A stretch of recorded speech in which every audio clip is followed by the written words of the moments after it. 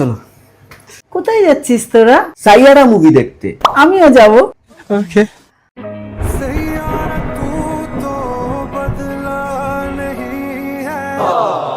তোদের দেখে না 3 ইডিয়টস এর কথা মনে পড়ে যাচ্ছে। র্যাঞ্চো যখন রাজুর বাবাকে নিয়ে হসপিটাল যাচ্ছিল, আর তুই বাইক বার করেছিস কেন? তিনজনে আছি, গাড়ি বের কর।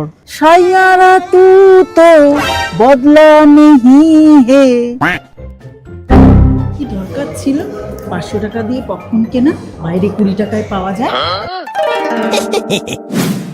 तो चलिए शुरू करते हैं। Few moments later. देखो उसकी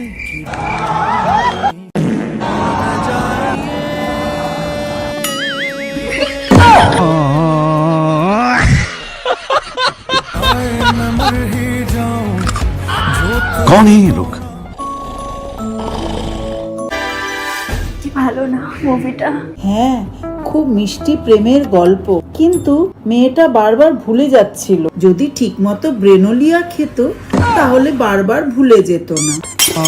কৃষ কাপুর কি handsome! I love Krish Kapoor.